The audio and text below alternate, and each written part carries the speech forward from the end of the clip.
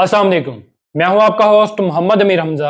इस वीडियो में बात की जाएगी यूरिया खाद के हवाले से कि यूरिया खाद का मुस्तकबिल क्या होगा।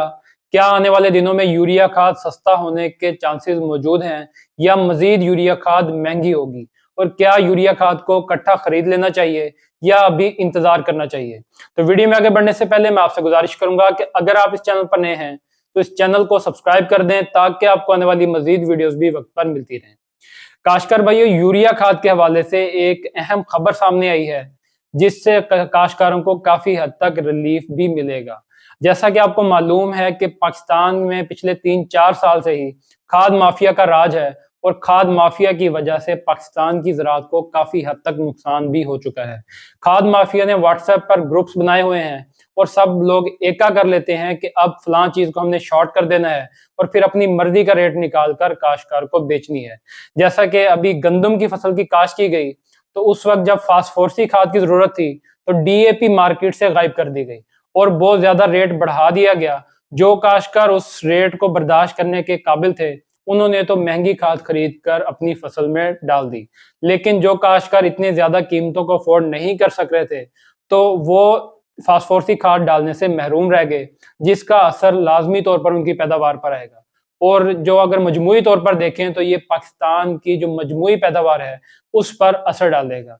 अब जब फिर यूरिया का वक्त आया तो यूरिया भी ब्लैक कर दी गई, और जो मार्केट में 2500-3000 पर वाली यूरिया थी वो अब 5000 रुपए में भी नहीं मिल रही।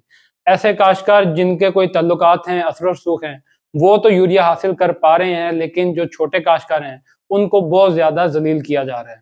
तो काश्तकारों का काफी अरसे से ये मुतालबा भी था कि गवर्नमेंट की तरफ से कोई एक्शन लिया जाए ताकि उनकी कोई दादरसी हो सके, उनकी परेशानी में कमी वाक़ हो सके। गवर्नमेंट की तरफ से काफी अरसे तक तो कोई एक्शन नहीं लिया गया, किसी भी हुकाम के कान पर जूं नहीं रेंगी। लेकिन अब कुछ ना कुछ नजर करम हुई है और इस हवाले से खबर भी सामने आई है जिससे काश्तकार को किसी हद तक रिलीफ मिलेगा। गवर्नमेंट की तरफ से बफर स्टॉक बनाने की मंजूरी दी गई है।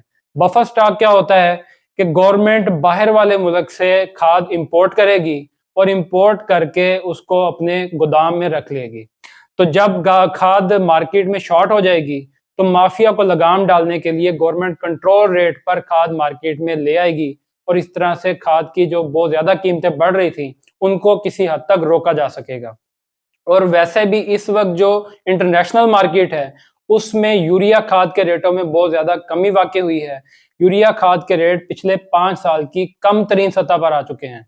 तो अब गवर्नमेंट ने भी फायदा उठाने के लिए ये मंजूरी दे दी है कि वहां से खाद खरीद ली जाए, और माफिया को प्रेशराइज करने के लिए ये बफर स्टॉक बना लिया जाए ताकि जब भी माफिया रेट बढ़ाने की कोशिश करे तो उसको बफर स्टॉक के जरिए किसी हद तक कंट्रोल किया जा सके। तो अब सवाल ये था कि क्या फिर खाद को इकट्ठा खरीद लेना चाहिए।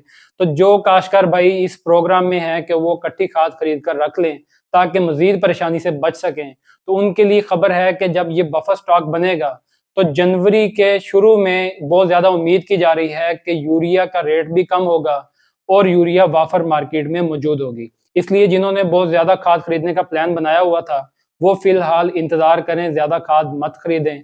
थोड़ा अरसा इंतजार के बाद उनको सस्ती खाद मार्केट से मिल सकेगी।